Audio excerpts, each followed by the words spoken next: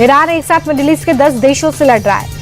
Iran की तरफ से ओमान पर अटैक किया गया है, साइप्रस में अटैक किया गया है, ओमान में अटैक करते हुए वहां पर दुकम पोर्ट को निशाना बनाया गया। तो वहीं साइप्रस में ब्रिटेन के बेस पर ईरान की तरफ से अटैक हुआ है। और सिर्फ यहीं तक ये हमला सीमित नहीं है, Kuwait, Qatar, UAE, Iraq, Bahrain में भी अटैक हो रहे हैं। इराक के इरबिल एयरपोर्ट के पास भी ईरान ने मिसाइलें दागना शुरू किया। दुबई इंटरनेशनल, अबुधाबी एयरपोर्ट को भी ईरान ने टारगेट पर लिया।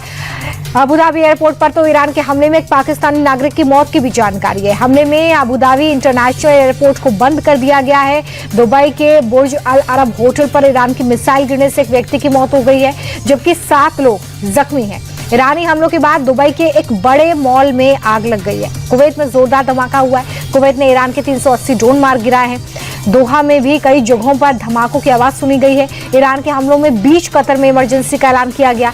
बहरीन के 5 स्टार होटल क्राउन प्लाजा जिस पर हमला हुआ, जिसके बाद अमेरिका ने अपने लोगों को होटल से निकलने की अपील की। ईरान सबसे बड़े अटैक इस वक्त यूएई पर कर रहा है। ईरान ने अब तक यूएई पर 137 मिसाइलें दागी हैं। हालांकि यूएई की तरफ से 132 मिसाइलों को हवा में ही मार गिराया गया है। कतर पर 66, बहरीन पर 45 और 9 ड्रोन से अटैक किया गया है। ईरानी हमले में यूएई में 3 लोगों की मौत की भी जानकारी सामने आ रही है, क्योंकि सबसे ज्यादा अटैक यहीं पर हुए। इस बीच ईरान के हमले से भड़के यूएई ने ईरान को चुप नहीं बैठने की धमकी दे दी है। सऊदी अरब ने भी कह दिया है कि अगर ईरान नहीं रुकता है तो हम अटैक करेंगे। इजराइल पर भी ईरान के हमले जारी हैं।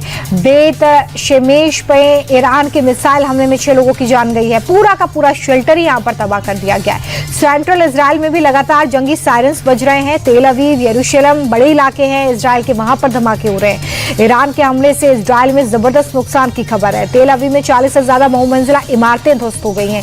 यरूशलेम में रिहायशी इलाकों में ईरान की कई मिसाइलें मार गिराई गई हैं। हालांकि इजराइल का आयरन डोम इन मिसाइल्स को इंटरसेप्ट करके ज्यादातर मिसाइलों को हवा में ही खत्म करता हुआ नजर आ रहा है। लेकिन खामेनेई की मौत को लेकर कई मुल्कों में बवाल शुरू हो गया है। पाकिस्तान में शिया समुदाय के लोगों का गुस्सा फूटा है। कराची में उग्र भीड़ ने अमेरिकी कॉन्सुलेट पर धावा बोल दिया है। दूतावास पर जमकर तोड़फोड़ और आगजनी की गई है। प्रदर्शनकारियों पर काबू पाने के लिए पुलिस ने बल प्रयोग किया है। जो फायरिंग हुई है उसमें 15 लोगों की मौत की जानकारी और कई लोग जख्मी हो गए।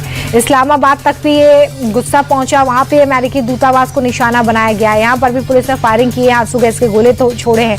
इसके अलावा लाहौर और साकर्दू में भी प्रोटेस्ट लगातार देखे गए हैं। जो मौत हुई खामेनेई की, उससे गुस्साई भीड़ ने अमेरिकी दूतावास को यहां पर भी अपनी जद में लिया, अटैक किया। लेबनान की राजधानी बेरूत में भी अमेरिकी दूतावास पर लोगों का गुस्सा फूटा है। ईरान के कई शहरों में लोग अपने सुप्रीम लीडर की मौत के विरोध में सड़कों पर हैं। रूसी राष्ट्रपति पुतिन ने खामेनेई की हत्या की निंदा की है। पुतिन ने ईरान पर हमले को अंतर्राष्ट्रीय नियमों के खिलाफ बता दिया है। ईरानी राष्ट्रपति मसूद ने कहा है कि ट्रंप ने मुसलमानों के खिलाफ एक युद्ध छेड़ दिया है। इससे पहले इजरायल और अमेरिका के कल के हमले में ईरान के सुप्रीम लीडर खामेनेई की मौत की जानकारी सामने आई। सुबह कल अगर बात करें तो मिलिट्री ऑपरेशंस अमेरिका और इजरायल की तरफ से शुरू किए गए थे, जहां तेहरान में खामेनेई के कंपाउंड पर हमला किया गया और इसी में खामेनेई की मौत हो गई। दरअसल ये हमला पूरी प्लानिंग के साथ हुआ। सटीक जानकारी, सटीक इनपुट और इंटेल मिला खुफिया एजेंसियों की तरफ से, और जैसे ही खामेनेई की हाई लेवल मीटिंग का इनपुट मिला, बिना किसी देरी के इस हमले को प्लान किया गया। इजरायल ने खामेनेई के कंपाउंड पर 30 बम बरसाए, जिसमें सिर्फ खामेनेई नहीं, उनके साथ साथ और लोगों की भी मौत की जानकारी सामने आई। खामेनेई की मौत जिस तरीके से हुई है, उसके बाद ईरान में 7 दिनों की छुट्टी और 40 दिन का राष्ट्र शोक रखा गया है। ये जो अटैक हुआ, इसमें खामेनेई के अलावा उनके जो करीबी हैं, उनकी जो फैमिली है, वो भी पूरी तरीके से खत्म हो गई, इस तरह की जानकारी है, जिसमें उनका बेटा, बहू, बेटी, दामाद, पोती भी शामिल है।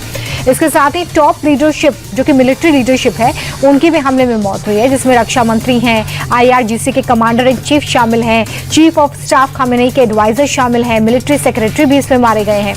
खामेनेई को सबसे क्रूर व्यक्ति अमेरिकी राष्ट्रपति ट्रंप की तरफ से बताया गया। उन्होंने एक पोस्ट लिखा था जिसमें उन्होंने कहा कि उनकी मौत को ईरान के लोगों के लिए न्याय वो बता रहे हैं। खामेनेई की मौत पर दुनिया 2 धड़ों में इस वक्त बट रही है। रूस और चीन जो कि कल हमले की भी निंदा कर रहे थे, वो खामेनेई की मौत की भी निंदा कर रहे हैं। पुतिन ने ईरान पर हमले को अंतर्राष्ट्रीय कानूनों का उल्लंघन तक बता दिया है। चीन भी कह रहा है कि ईरान पर हमला किसी भी कीमत पर मंजूर नहीं है। उत्तर कोरियाई तानाशाह किम जोंग उन का रिएक्शन भी सामने आया और उन्होंने भी हमले की निंदा की है। इधर मिडिल ईस्ट में जो महाजंग छिड़ी हुई है, उस बीच डीजीसीए की तरफ से एडवाइजरी जारी की गई है। ईरान, इराक, इजराइल के एयर स्पेस से बचने की सलाह दी गई है। Jordan, Lebanon, Kuwait, Saudi, UAE समेत तमाम खाड़ी देशों के एयर स्पेस से दूर रहने की एडवाइजरी डीजीसीए ने दी है। मिडिल ईस्ट में जंग के चलते दुनिया भर में उथल पुथल है, लेकिन इस हालात में भी पाकिस्तान हिमाकत करने से बाज नहीं आ रहा है। जम्मू कश्मीर के पुंछ में 2 से 3 हेलीकॉप्टर चहलकदमी करते दिखे हैं। जासूसी के लिए पाकिस्तान की तरफ से इन्हें भेजा गया था। भारत के एयर स्पेस में घुसपैठ करने की प्लानिंग की गई थी, लेकिन इन प्लेन्स को मार गिराया गया है। एलओसी पर जवानों की मुस्तैदी से पाकिस्तानी साजिश नाकाम हुई। मिडिल ईस्ट में जारी जंग को लेकर नरेंद्र मोदी एक्शन मोड में है। प्रधानमंत्री मोदी ने कैबिनेट मीटिंग और सिक्योरिटी की बैठक बुलाई है। मीटिंग में रक्षा मंत्री Rajnath Singh, foreign minister S Jaishankar, वित्त मंत्री Nirmala Sitharaman, army chief Bhupendra Dwivedi, NSA Ajit Doval समेत टॉप ऑफिशियल्स शामिल होंगे। गल्फ में फंसे भारतीयों के सुरक्षित रेस्क्यू को लेकर बैठक की जाएगी। मिडिल ईस्ट के ताजा हालातों पर चर्चा होगी। ईरान के हालातों को लेकर सीबीएसई ने एक बड़ा फैसला ले लिया है। कल होने वाली 10वीं और 12वीं की परीक्षाओं को कैंसिल कर दिया गया है। 3 मार्च को बोर्ड की बैठक में एग्जाम की नई तारीखों का ऐलान होगा। बताते चले कि ईरान के सुप्रीम लीडर की मौत के बाद भारत के कई हिस्सों में प्रदर्शन हो रहा है, जिसको देखते हुए सीबीएसई ने बड़ा फैसला लिया है। 5 मार्च को होने वाले एग्जाम सामान्य रूप से होंगे, लेकिन 2 मार्च के पेपर को टाल दिया गया है। लखनऊ में एक बंद दुकान के फ्रीजर से डेड बॉडी मिली है। बख्शी का तालाब इलाके में वेज बिरयानी की 4 दिन से दुकान बंद पड़ी थी। दुकान के मालिक ने जैसे ही ताला खोला तो अंदर के हालात देखकर वो दंग रह गया। फ्रीजर में एक शख्स की डेड बॉडी रखी थी। दुकान के मालिक ने तुरंत पुलिस को इन्फॉर्म किया। मृतक की पहचान 38 साल के विजयपाल के रूप में हुई है। फिलहाल पुलिस मामले की जांच कर रही है। उत्तराखंड के नैनीताल में एक पुरानी इमारत में आग लग गई है। ब्रिटिश काल में बनी इस इमारत में आग लगने से इलाके में हड़कंप मचा है। दूर तक आग की लपटें दिखाई दी हैं। काले धुएं का गुब्बार छाया हुआ है। दमकल कर्मी आग बुझाने के लिए मशक्कत करते दिखे। आग लगने की वजह से इमारत जलकर खाक हो गई। राहत की बात यह है कि इस हादसे में जनहानि नहीं हुई है। मध्य प्रदेश के कुनू नेशनल पार्क में नए मेहमानों की एंट्री हो गई है। मुख्यमंत्री मोहन यादव ने एक साथ 53 घड़ियाल और 25 कछुओं को नदी में छोड़ा है। वाइल्ड लाइफ के मामले में दुनिया भर में एमपी की चर्चा है। इसे खुशी की बात सीएम ने बताया। मुख्यमंत्री ने कहा कि हम वन जीवों को संरक्षित करने के अपने संकल्प पर कमिटेड हैं।